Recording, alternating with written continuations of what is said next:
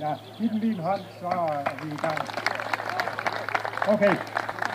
Om lidt, så skal vi synge sådan en rigtig slagsang om det, som det handler om i aften. For det handler om frihed, det jeg gerne vil snakke om. Og vi skal bare lige først prøve at forstå det her med frihed, hvad det egentlig er for noget. Og det har jeg haft en FF'er til at hjælpe mig med. Men vi skal finde ud af, hvordan vi oplever og bruger frihed i hjemmet, og i skolen, og i Danmark, og ude i den store verden. Og den melodi, som Frank og Sune lige spillede for os, den kender I sikkert godt. Og den blev spillet, den blev lavet af Ludwig van Beethoven, det er sådan meget tidligt, faktisk som det centrale led i hans største og flotteste symfoni. Melodien, den hylder glæden, og den hylder glæden for sådan et fredeligt og lykkeligt menneskeliv her på jorden. Det er også, hvis I har lagt mærke til det, den melodi, som det europæiske samfund har valgt, som den hymne, der skal markere et nyt og samlet Europa, hvor fred og velfærd, det skal blive fremme, og krig, det vil vi ikke have noget af. Melodien og sangen handler om glæde, og den blev så benyttet, hvis I kan huske det, i 1989 i Berlin. Og hvorfor det? Jo, det var der, hvor muren faldt, og styret i Østtyskland, det faldt også. Og på det her punkt, der siger, altså den her sang, der siger tyskerne, Freude. Ja. Men hvad var det, de sang i Berlin i 1989? Det var ikke Freude, det var Freiheit. Og vi er ved at regulere på lyden der. Men Freiheit fik sin ekstra toning her. Og det er netop det, som den her sang nu handler om siden 1989. Da tyskerne blev genforenet i 1989, og da muren faldt, så var der ligesom noget, der skulle fejres. Det skulle fejres, at den enkelte tysker i det tidligere Østtyskland nu kunne tale og bevæge sig frit. Selv vælge et parti at stemme på, og selv ringe til de venner og bekendte i ind- og udland, som den pågældende havde lyst til. Alle os, der er lidt over 40, vi så fjernsyn, og vi husker sikkert den jubel, der var, og den ville ingen tage, dengang da Berlinmuren faldt. Vi så, hvordan folk fra øst og vest mødtes, de omfavnede hinanden, og de dansede og de lå, altså sådan en begejstring, som udtrykte, endelig har vi frihed. Det var præcis den samme oplevelse, som Danmark oplevede i 1945, da vi fik befrielsen fra den tyske besættelse. Og det er nok kun bedsteforældre og oldeforældre, som rigtig kan huske det her, os der er her på Katbakken i aften, og dermed glæden over friheden. Men prøv at snakke med dem, I som er lidt yngre. Prøv at snakke med jeres bedstefar og jeres oldefar, og prøv at se, hvordan de så ligesom stråler af glæde, når og din morfar gør det også, det er fint, dengang da friheden kom til Danmark i 45. Så vi ved, at oplevelse af frihed, det er noget meget stort, noget som er virkelig vigtigt for alle mennesker. Hvis vi oplever frihed, så er det at få gåsehud på den gode måde. Det bobler og syder sådan lidt i blodet, og du bliver fuld af energi, og der er næsten ikke grænser for, at du kan klare. Omvendt, hvis du ikke føler dig fri, så føler du dig måske overvåget, du føler dig holdt øje med dig, og så savner du frihed, og det er næsten som at være i fængsel. Du mister lysten og energien, og kan ingenting. Så hvad er frihed egentlig sådan for en størrelse? Er det andet og mere end en følelse? Er det en ret, vi har? Er det et redskab, vi kan bruge til noget, når vi er os selv, eller når vi vil noget sammen med de andre? Ja, på det punkt, så skal I lade mærke til alt det, der er iklædningen af mit gamle stillads her. Det er nemlig FF'erne, lederne her i Østerhåndum, de snakkede med deres børn, og de diskuterede frihed. Oplægget fra min side, det var at kigge lige i grundloven, ikke? Der står en hel del der om frihed og ret og pligt for den danske befolkning. Og hvis man sådan tager frihedsbrillerne på og kigger i den der grundlov, så ser man, at vi har frihed til at dyrke vores Gud, og vi har frihed til at tænke og tale, og vi kan selv bestemme over vores ejendom, hvad vi ellers ejer, og vi har frihed til at lære, og vi har ret til undervisning i folkeskolen. Og så kan vi forsamles frit, som vi nu gør her i aften. Det virker helt selvfølgeligt for alle os danskere, men det er friheder, som mangler i mange, mange andre lande. Så det skal vi være glade for. Ja, det må ikke pille, så går det ud over noget. Den danske grundlov, den er jo sådan lidt tung at danse med, og for nogen, der kun er 5 til 7 til 10, 12 år, så er det måske ikke lige sagen at kigge på den. Så FDF'erne, de har snakket sammen og tænkt, og de er kommet frem med nogle meget konkrete ting, som står her på i de forskellige aldersklasser. Og der er kommet nogle spændende plakater ud af det, som de forskellige aldersgrupper har tænkt over. De yngste, dem der fra 5 til 8, de oplever naturligvis frihed, når de har fri fra skole, når de leger og når de klatrer i træer, og i det hele taget gør det, de helst vil. Og de oplever mangel på frihed, når der bestemmes for dem. Det siges af dem. Ja, er det ikke herovre, at det er slemt at komme i fængsel, og det er måske nok noget, de kun har hørt om, men slemt må det være.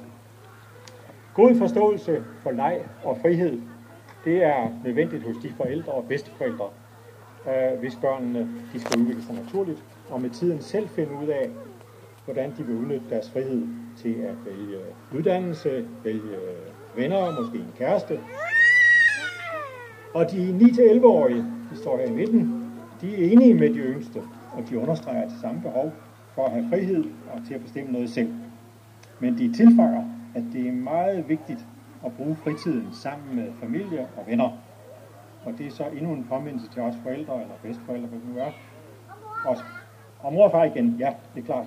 Og skolen om, at børnene de skal opleve noget, og de skal bruge deres fritid som del af hverdagen. Og der har vi en meget vigtig forpligtelse.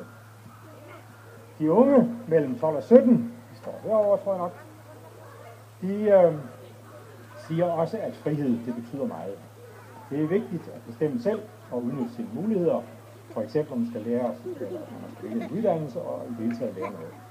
De siger, at det er vigtigt at have venner og ytringsfrihed. Men de fremhæver samtidig, at der er selvfølgelig noget med ret og konsekvenser, som nogle kloge stikord for frihed. Måske de tænker på, at der er nogle grænser og et ansvar.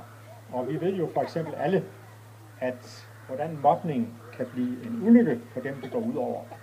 Et mobbet barn, eller en hvilken som helst mobbet person, føler sig sat udenfor, og er uden frihed, og bliver helt uden energi til at komme videre. Den, der bliver mobbet, mangler faktisk sådan et rum, hvor man kan føle, et frirum, hvor man kan trygt udfolde sig og vise sine evner. Og det er det her frirum, hvor der er tryghed og fortrolighed. Det er noget meget vigtigt, måske det allervigtigste for os hver især. Hvis jeg ikke kan betro mig til nogen, så er der en stor chance for, at jeg træffer nogle meget dumme valg. Hvis jeg ikke kan træffe et valg i en vanskelig situation, måske der er noget med kæresten, noget med familien, noget med nogle penge, eller bare noget, jeg har læst og ikke forstår, så har jeg brug for jeg har brug for det her frirum, hvor jeg har lov til at være lidt dum eller lidt hjælpeløs. Og så kan jeg blive hjulpet med opgaver i hjemmet, i skolen eller i det hele taget. Dette frirum, hvor vi så kan tænke højt om noget, vi er optaget af, og få et synspunkt, ikke en ordre, ikke en befaling fra en anden, det er dødvigtigt. Det drejer sig ikke om at få ret eller uret, men om at nogen hører efter og gider snakke med om de tanker eller det problem, der lige nu trænger sig på.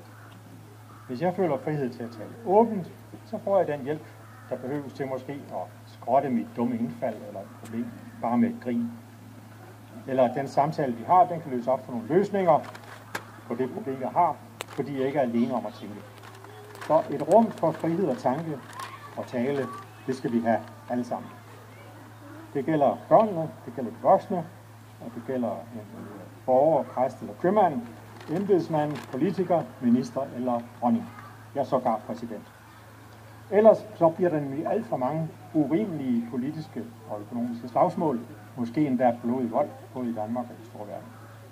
Så FDF'erne med deres plakater, de er også inde på rettigheder og konsekvenser, og det er et vigtigt spørgsmål.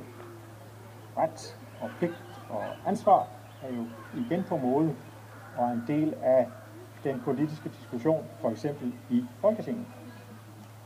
Men vi kan bringe det helt ned på jorden her i vores lille Østerhornum-samfund. I sidste uge så forsvandt der nogle af de udstillede ting nede fra genbrugsbutikken på Østerhornumvej. De ansatte, de arbejder frivilligt, og de var lidt forundret over det der tyveri. Det beløb, som skulle være betalt, det blev jo berøvet de fattige, som virkelig trænger til hjælp. Tyven, han misbrugte sin frihed og de ansattes tillid. Så lad os håbe, at det med betalingen, det var en eller anden forglemmelse, så kan der jo rettes op på.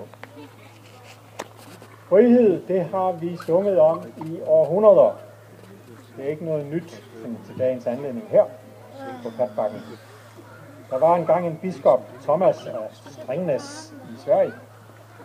I cirka år 1400, så skrev han, frihed er det bedste guld. Og i sin hyldesang til det der frihed, så skrev han et vers, det lyder sådan. Frihed er en stad så skøn, hvor enigheden bor i løn, og nabo smukt sig frøjer. For så man skatter egen arv, og alle ser på næstens tag, og ingen retten bøjer. Se, ham biskoppen, han har ret i alt det, han siger, men sproget og de billeder, han bruger, de er ikke så nemme at forstå, hvis man er født inden for de sidste 20-30 år. Så det vil nok kræve en indsats af bedsteforældrene, hvis de unge skal begynde at synge med på biskoppens vers om frihed. Men det er jo godt at vide, at de der tanker om frihed har været der i mange hundrede år, og det har altid knebet med at omsætte dem til handling i det daglige, og ikke bare synge om dem ved festlige lejligheder. Og her synes jeg, at de unge FDF'ere har gjort et vældig flot stykke arbejde sammen med deres ledere, og de har valgt de plakater, som I kan se her, og I kan læse på dem bagefter, og vise med gode eksempler, hvad vi forstår ved frihed. Vi forstår nu, at det ikke behøver at være så svært at praktisere frihed på den gode måde i det daglige, så tak til jer FDF'ere for at have gjort det. Klart for os, at der er sådan behov for et frirum, et beskyttelsesrum for friheden, og at have givet os nogle gode eksempler på, hvad det skal bruges til. Og så lad os huske, at det her beskyttelsesrum, det altså både er for de unge og de voksne, og det er uanset om man er præst eller købmand, eller man er dronning eller præsident.